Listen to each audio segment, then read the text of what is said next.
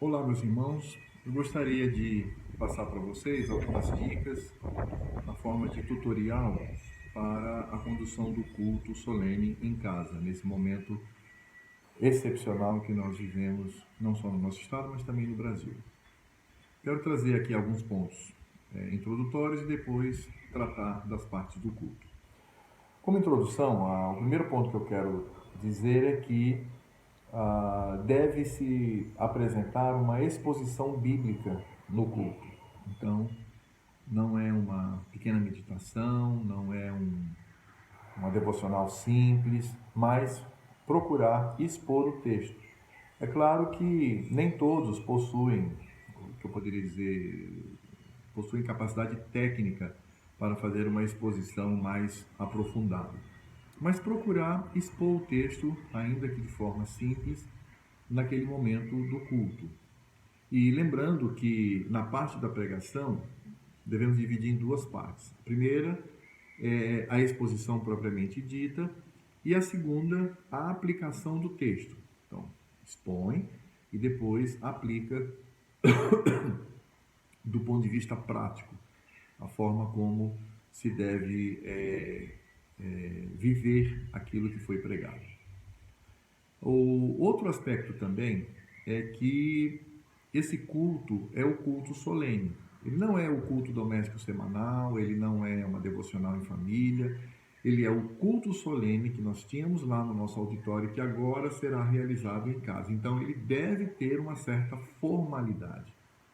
Então, primeiro, deve-se escolher um lugar apropriado. Esse lugar não pode ser o quarto, por exemplo, onde as pessoas ficam ali de pijama, deitados, outros sentados. Não. Todos devem estar sentados no lugar. Pode ser a sala, pode ser a sua varanda, a sua garagem, mas dispor ali as cadeiras e as pessoas estarem sentadas para dar o mínimo de formalidade para este momento. O segundo ponto é com relação às crianças.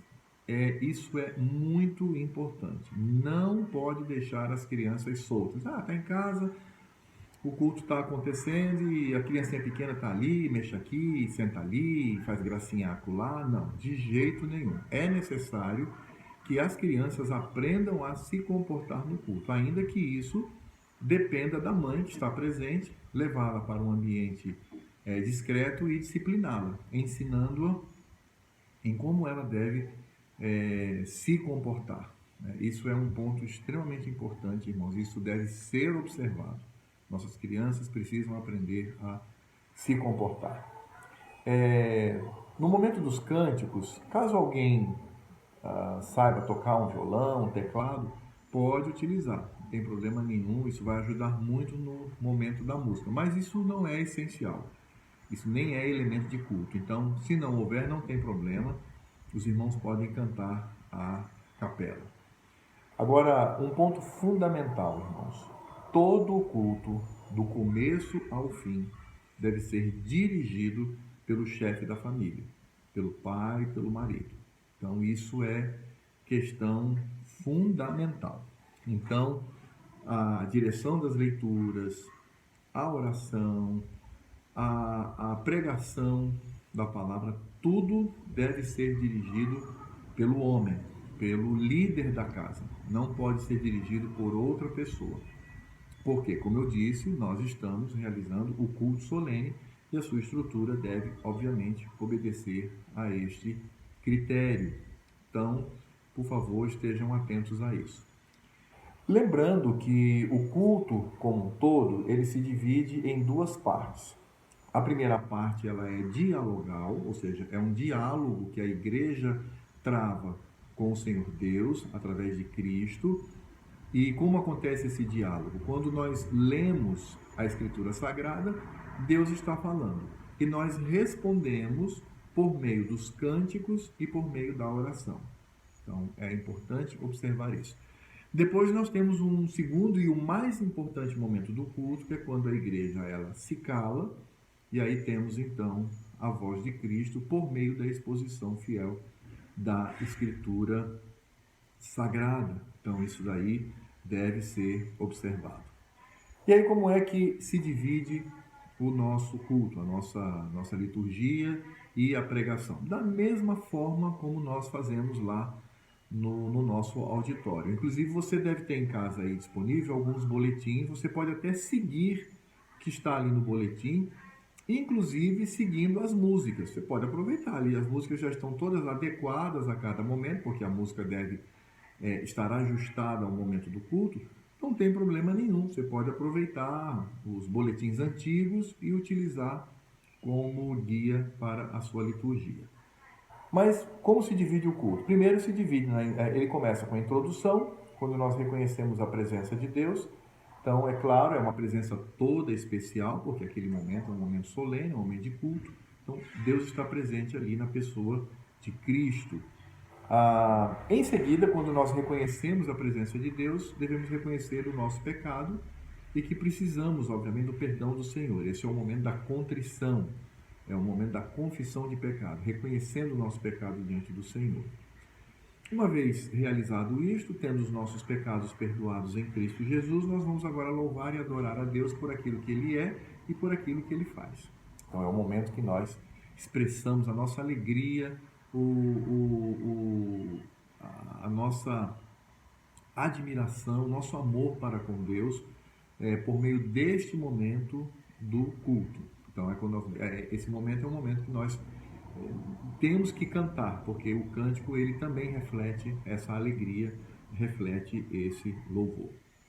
Em seguida nós temos o momento de dedicação, que é o momento em que nós ali no culto nós afirmamos: Senhor, eu quero doar tudo que tenho, tudo que sou para Ti. Esse momento na nossa igreja, ou melhor, no nosso auditório, quando reunimos no auditório, é o momento que nós abrimos a oportunidade para dízimos e ofertas. Isso também pode acontecer em casa. Caso haja ali o dízimo, haja uma oferta, isso pode ser feito. Porque, como eu disse, é o culto solene, não tem diferença nenhuma. A diferença é a quantidade de pessoas e o lugar, mas o culto é o mesmo. Então, se você tem ali o dízimo, tem ali a oferta, então você coloca ali um recipiente, um cesto, alguma coisa, e nesse momento vai lá e coloca. Os seus filhos também podem fazer o mesmo, inclusive como testemunho. Então, não tem problema nenhum. Em seguida vem a edificação. A edificação é a pregação da palavra de Deus, quando a Escritura Sagrada é aberta, lida, é exposta e depois aplicada ao coração daqueles que estão ali ouvindo a voz do Senhor. E aí vem o encerramento. O encerramento acontece com uma oração pelo próprio pregador, pelo próprio Pai. Ele ora ao Senhor, abençoando sua família, pedindo a graça de Deus sobre todos e aproveitando também, orando e clamando ao Senhor Deus por misericórdia por este momento que nós vivemos. Então, praticamente é isto. Com relação ao sermão que será pregado em casa, eu vou estar enviando alguns tutoriais de textos bíblicos. Eu não vou pregar o texto, mas eu vou mostrar a divisão, os pontos principais a serem ressaltados e as possíveis aplicações que poderão ser feitas para ajudar aos chefes do lar, aos pais, aos respectivos esposos a trazerem essa palavra para a sua família. Hoje mesmo, junto com esse vídeo, nós teremos um vídeo que trata sobre isto, tá certo? Então é dessa maneira que nós vamos proceder. Quero repetir mais uma vez, não foi o culto não sofreu nenhum cancelamento, nós não cancelamos o culto. O que nós cancelamos foi o ajuntamento no nosso auditório. O culto solene vai continuar para a graça, para a glória do nosso Deus e manifestação da sua graça para nós.